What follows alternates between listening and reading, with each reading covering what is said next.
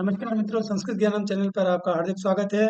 मैं हूं भूपेश उस्ता और आप देख रहे हैं मेरे साथ में संस्कृत ज्ञानम। इस प्लेटफॉर्म पर हम संस्कृत से संबंधित विभिन्न विषयों एवं महत्वपूर्ण बिंदुओं को पढ़ते हैं। आज हम जश्व संधि एवं चर्त्व संधि के विषय में कुछ महत्वपूर्ण और रोचक तथ्य जानेंगे। जश्व संधि के दो भेद हैं, जलाम जसजसी जशोअंत्य एवं जलाम जसजसी। जलाम जशोअंत्य जो संधि है वह जल प्रत्याहार के वर्णों को जश हो जाता है बाद में अन्य वर्ण आने पर। प्रथम पद के अंत में जल प्रत्याहार के वर्ण यानी कि वर्गों के 1, 2, 3, 4 और च स स ह के पश्चात यदि कोई भिन्न स्वर्ण आवे तो इस जल प्रत्याहार के वर्णों को अपने ही वर्ग का तृतीय अक्षर यानी कि जश हो जाता है। जैसे जल प्रत्याहार में क फ ग बड़ा ग, च छ ज बड़ा ज, ट ठ ड ढ, त थ द ध, प फ ब भ और श स स ह ये वर्ण जल प्रत्याहार में आते हैं। यदि इनके पश्चात कोई भी भिन्न वर्ण आवे तो उस परिस्थिति में इसको स्थानीय अंतरम सूत्र के अनुसार तालु आदि उच्चारण की दृष्टि से जो सर्वाधिक निकट होगा वह अक्षर हो जाएगा। यानी कि क ख ग बड़ा ग में से कोई भी अक्षर आवे और उसके पश्चात भिन्न वर्ण आवे तो क के स्थान पर ग हो जाएगा, ख के स्थान पर भी ग हो जाएगा, बड़े ग के स्थान पर भी ग हो जाएगा। क्यों? क्योंकि यह सभी कंठ स्थानीय है, यानी कि अको विसर्जनीय नाम कंठ सूत्र से ये पांचों ही क वर्ग के अक्षर एक ही स्थान से बोले जाते हैं। इसी प्रकार से यदि च छ ज बड़ा ज इन वर्णों के बाद में कोई भिन्न वर्ण आवे, उत्तर पद का प्रथम अक्षर कोई भिन्न अक्षर हो तो च को भी ज हो जाएगा, छ को भी ज हो जाएगा, ज को ज होना ही है और बड़े ज को ज हो जाएगा। इस प्रकार से ट ठ ड ढ में से कोई भी वर्ण हो और उसके बाद भिन्न वर्ण हो तो जलाम चशो अंत्य सूत्र से ट को ड हो जाएगा। इसी प्रकार से त थ द ध के बाद भिन्न वर्ण आने पर त को द, थ को द को द हो जाएगा। और प फ ब भ में भी प को ब और फ को ब और भ को भी ब हो जाएगा। कब? कि उत्तर पद में कोई भिन्न वर्ण आवे तो। जैसे दिक धन अंबर बराबर दिगंबर, जगत धन ईश ईशः जगती जगदीशः, अच धन अंत अजंत। अब यहाँ पर दिक क आया है, क के बाद में भिन्न वर्ण आया है यानी कि अ आया है तो क को अपने ही वर्ग का तृतीय अक्षर ग हो गया। इसी प्रकार से जगत धन ईशः, यहाँ पर पदांत त के पश्चात में ई आया है तो त को अपने ही वर्ग का तृतीय अक्षर ग हो गया। इसी प्रकार से अच प्लस अंत, यहाँ पर च के पश्चात भिन्न वर्ण अ आया है तो च को अपने ही वर्ग का तृतीय अक्षर ज होकर बना रूप बना अजंत। इस प्रकार दिक धन गजः दिग्गजः, चित्त प्लस आनंद चिदानंद, ऐसा समझना चाहिए। अब आगे की संधि है जलाम जसजशी। जलाम जसजशी संधि भी जशत्व संधि के अंदर ही इसकी गिनती आती है और यह जशत्व संधि का ही एक भेद है। जहां पर हमने पिछली संधि में पढ़ा था, जलाम जसो अंत्य में पढ़ा था, जलों को जस हो जाता है बाद में भिन्न वर्ण आने पर, वहीं पर इसको भी जल प्रत्याहार में ही परिवर्तन होगा, लेकिन इसकी परिभाषा में थोड़ा सा अंतर है।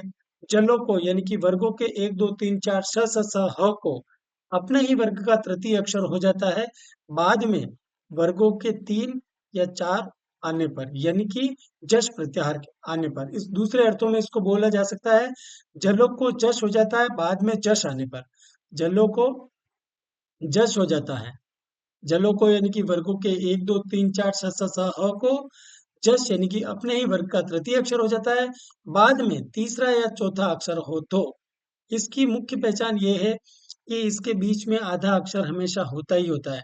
यदि परीक्षा में आपके सामने वृद्धि, शुद्धि, बुद्धि, लब्ध, दग्ध, क्रुद्ध इस प्रकार का कोई भी शब्द आ जाए तो वहां पर जलाम जस जैसी संधि ही होगी, क्योंकि उसमें बीच में आधा अक्षर होता है और वो इस प्रकार से मिक्स दिखाई देता है। जैसे यहाँ पे क्रुद्ध धन ध, तो यहाँ पर रूप बना क्रुद्ध, तीसरा अक्षर हो गया। क्रुद्ध आया चौथा अक्षर और उसके पश्चात वापिस चौथा अक्षर आ गया तो आगे तो था जल प्रत्याहार का वर्ण था, पीछे जश प्रत्याहार का वर्ण था, तो इसको जलों को जश यानी कि अपने ही वर्ग का तृतीय अक्षर यानी कि द हो गया। त थ द ध न, त वर्ग का तृतीय अक्षर द है, तो वृद्ध लिखा गया। इसी प्रकार से वृद्ध धन दी, यहाँ पर भी तृतीय अक्षर द होकर वृद्धि बना।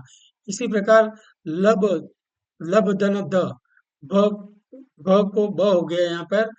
प वर्ग का अक्षर है भ, और इसका तृतीय अक्षर हो गया है, इसको प फ ब। इसी प्रकार से दुह प्लस धम दुग्धम।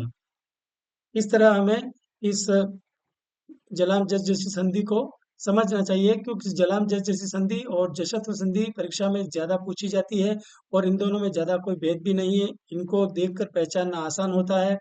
और खासकर जलाम जस जैसी संधि को में छोटे होते हैं शब्द, और वो उसके बीच में आधा अक्षर अवश्य ही होता है। फिर चर्त्व संधि, इसका सूत्र है खरी च। इसमें जल प्रत्याहार के वर्णों जैसे वर्गों के 1 2 3 4 तथा श स स के पश्चात यदि वर्गों के 1 या 2 और श स स आवे, तो उसको प्रथम वर्ण हो जाता है, चर हो जाता है। जैसे जल प्रत्याहार यानी कि क ख ग बड़ा ग, च छ ज बड़ा ज, ट ठ ड ढ, त थ द ध, प फ ब भ और श स स।